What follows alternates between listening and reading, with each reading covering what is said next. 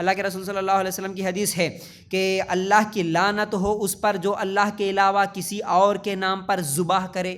مسلم کی روایت. اللہ کی لعنت ہو، بد دعا ہے یہ کس کے اوپر؟ جو اللہ کے علاوہ دوسروں کے نام پر ذبح کرتا ہو. جتنے بھی لوگ درگاہوں کے پاس جا کے ذبح کرتے ہیں، کس کے نام پر ذبح کرتے ہیں؟ ذبح کرتے وقت اللہ اکبر بول رہے نا مول صاحب ہم تو اللہ کا نام لے رہے. ذبح کرتے وقت اللہ کا نام لے رہے تو پھر وہ ذبح اپنے گھر پہ بھی کر سکتے، لیکن آپ درگاہ کے پاس گئے نا، کیوں گئے؟ کیونکہ اس درگاہ والے کو خوش کرنا یہ نیت ہے. کس کے لیے ذبح کر رہے آپ؟ کون سے درگاہ والے کے لیے؟ کون سے مردے کے لیے؟ کون سے مورتی کے لیے؟ کون سے بھگوان کے لیے آپ ذبح کر رہے؟ تمہاری نیت کیا ہے ذبح کرنے سے پہلے؟ اس ذبح سے کون راضی ہو؟ پہلے ہی منت مان کے رکھ لیتے نا کہ بابا جی لڑکا نہیں ہو رہا، لڑکا دے دو، 2 بکروں کے ساتھ نیاز کروں گا. کتنے لوگوں کو یہ منت مانتے ہوئے ہم نے نہیں دیکھا.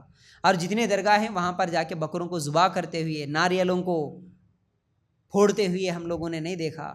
سب لوگ جا کے کیا کر رہے؟ انہی سے تو منتیں ہی تو مانگ رہے نا. تو تمہارا یہ ناریل لے کر جانا، تمہارا یہ بکرے ذبح کرنا اس کو راضی کرنے کے لیے، اللہ کے لیے نہیں ہے. تو اللہ کے رسول صلی اللہ علیہ وسلم فرماتے ہیں اللہ کی لعنت ہوتی ہے ایسے لوگوں پر جو اللہ کے علاوہ دوسروں کے لیے ذبح کرتے. پھر اسی طرح اللہ کے رسول صلی اللہ علیہ وسلم نے فرمایا، صحیح مسلم کی روایت، یہ بھی صحیح مسلم کی اور میں جو پڑھ رہا ہوں یہ بھی صحیح مسلم کی روایت. اللہ کے رسول صلی اللہ علیہ وسلم نے فرمایا سود کھانے والا، سود کھلانے والا، سود لکھنے والا، سود پر گواہ بننے والے پر اللہ کی لعنت ہے اور یہ سب گناہ میں برابر ہے.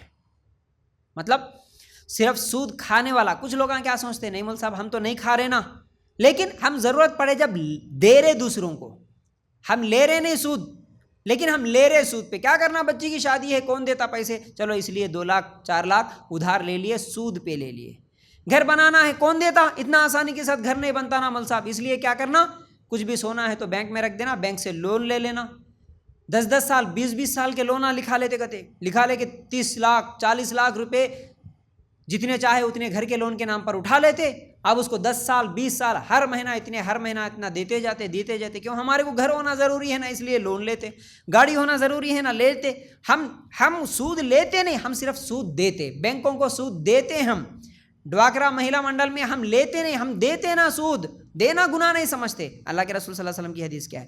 لینے والا دینے والا، صرف لینے دینے والا ہی نہیں، اس کے ساتھ ساتھ سود یعنی کھانے والا، کھلانے والا، اور اس کے ساتھ ساتھ سود پر گواہ بننے والا.